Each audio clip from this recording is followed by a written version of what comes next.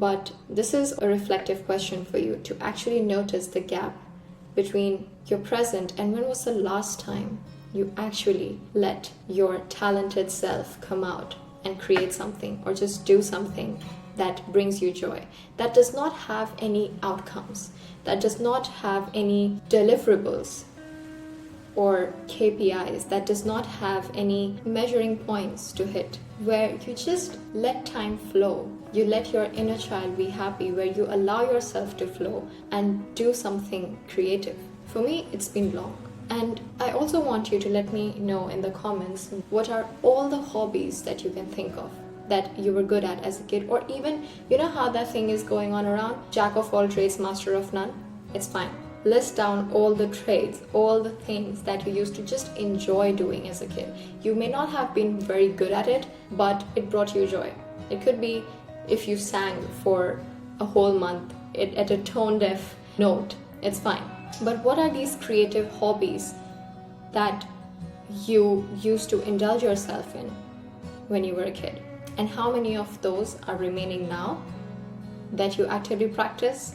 And how long has it been when you last indulged in a hobby? If I were to share you about myself, answering the 3 same questions that I've asked you to answer in the comments, let me know, I'm reading. But for me, when I was younger, I was into dance, singing, art, sketching and drawing, craft, and then I got into poetry. So like in 4th grade, I was the host on a mic for 2-3 events. And I just loved public speaking. Yes, I used to play a lot of badminton. I used to play a lot of outdoor games with my colony or society friends. I used to cook a lot with my mom, trying new fancy fast food recipes at home. I used to bake with her. And I had this zeal that I would be coming home after a really tiring day from college, and if I want to have dumplings for dinner, I would make the dough from scratch. I would make the filling from scratch. I would literally make the fancy dumpling shapes, not just do something, but actually skilled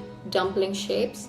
I would steam them, I would make the sauce, and then I would sit and have the dinner after a long day from morning to evening. I remember it was 8 o'clock, 7:30 when I felt like, nah, I want to have dumplings, and I didn't want to order. So from 7:30 or 11, I remember, I sat down to eat with my K-drama at 11 o'clock that night. And it just tasted different. But now that I stopped doing, I live here and I struggle to cook. I don't know, it's just, and it's not just me, because I'm seeing these posts online where a lot of people are feeling that life got so serious that they stopped doing this hobby and that hobby, and so many people are literally saying that. And literally, life got so serious, I stopped dancing. Life got so serious, I stopped playing my guitar, that I learned by myself in 10th grade. And so the video, like this video that I wanted to make, is because you need to give your inner child, the little you, a chance to revive. You need to give yourself that chance. I know life has gotten a lot serious. The external world is crazy.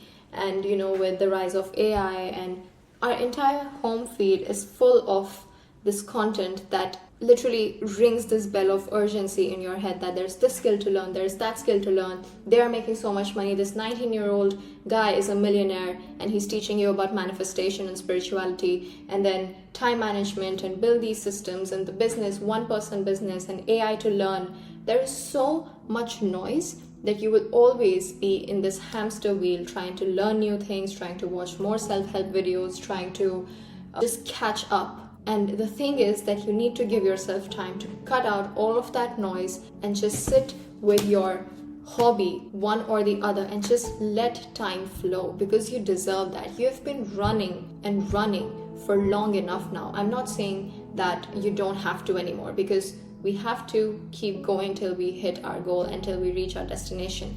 But that does not mean that you cannot have checkpoints. Even in a trek, in the most ambitious treks, there are, the base camps, there are halt points, and you're just not letting yourself have one. What you are thinking subconsciously or consciously is that when I'm going to plant my flag on that mountaintop, that's when I can finally rest.